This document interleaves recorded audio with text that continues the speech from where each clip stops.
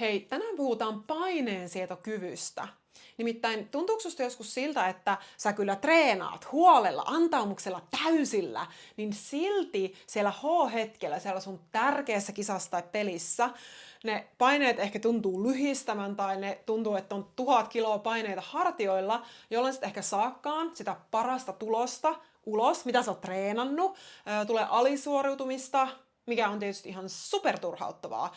Ja mulla on itsellä henkilökohtaista kokemusta tästä mun urheiluuralta, eli onnistuin kyllä treeneissä, mutta sitten H-hetkellä tapahtui jotain.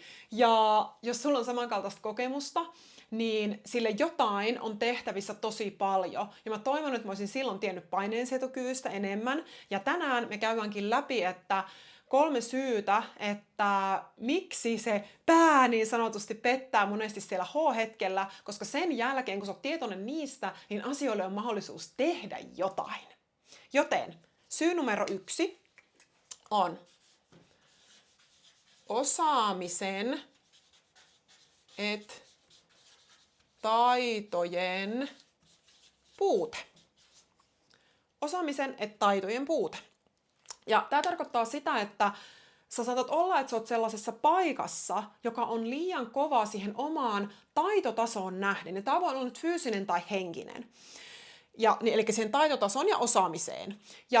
Mutta jos sulla on sellainen tilanne, että sä kyllä onnistut siellä treeneissä, että siellä menee hyvin ja saat siellä hyviä suorituksia tehtyä, mutta et H-hetkellä, niin silloin kyse ei ole fyysisestä osaamista taidoista, vaan silloin se on henkisestä osaamisesta ja taidoista. Eli sitä, että ollaanko me henkisellä puolella valmistauduttu ja treenattu sitä H-hetkeä varten. Niin se on yksi syy. Ja toinen syy on siihen yleensä itseluottamuksen puute. Eli se, että ei luota itteensä ja omiin kykyihinsä ja siihen, että pystys tekemään sen huippusuorituksen siellä H-hetkellä. Ja tämä on aika usein seurausta sitten tästä, koska itseluottamushan kasvaa parhaiten sillä, että osaaminen kasvaa. Et silloin me saadaan oikeasti sellaista niin kuin vahvaa itseluottamusta, että hei, nyt mä osaan tämän, koska mä oon harjoitellut tätä koko ajan. Mutta tämä on toinen iso syy. Ja kolmas, on sitten kasautuneet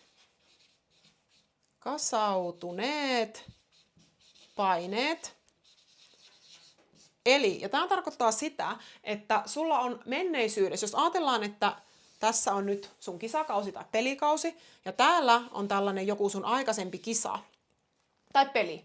Ja ajatellaan vaikka, että se olisi mennyt huonosti, että se ei ole mennyt niin hyvin, mitä sä oot halunnut. Ja sen jälkeen niin kun on tapahtunut jotain, mitä sä et ole käsitellyt, tai sitä, mitä siellä, miksi se epäonnistuminen mahdollisesti on tullut, niin voi olla, että sitä ei ole käsitelty, sitä ei ole niin kun katsottu sinne päin ja analysoitu, että okei, mistä johtuu mikäkin, ei ole purettu sitä tunnekertomaa, mikä siihen tulee, tai mikä siitä epäonnistumista mahdollisesti tulee, tai niitä paineita, joita on ehkä ollut ennen tätä hetkeä, niin niitä ei ole käsitelty, eikä niitä ole purettu. Ja sen takia, jos ajatellaan, että nyt täällä on tämä nykyinen H-hetki, niin tämä on täällä niin kuin mukana huomaamatta, tämä mitä ei ole käsitelty ja purettu. Ja sitten se on oikeastaan vielä isompi, koska siinä on mukana myös tämän kisan tavallaan tämä painolasti, niin tähän H-hetkelle on sitten se paineet niin kuin vielä isommat, koska niitä ei ole käsitelty tuolla.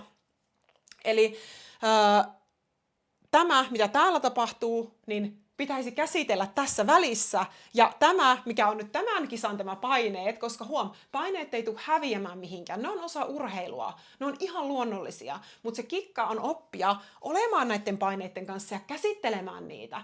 Niin tämä kun käsittelee täällä ja tämän käsittelee tässä, niin sitten voikin mennä paljon sillai vapaammin tähän H-hetkeen. Jolloin ne paineet on siinä, mutta ne ei sillä lailla paina, vaan oppii olemaan sen paineiden kanssa. Ja tähän tietenkin, näihin kaikkiin, mitä täytyy tehdä, on se ratkaisu, on se paineensietokyvyn harjoittelu, mutta siellä H-hetken ulkopuolella. Että täällähän ei harjoitella enää paineensietokykyä, vaan se treeni tehdään siinä sen H-hetkien ulkopuolella.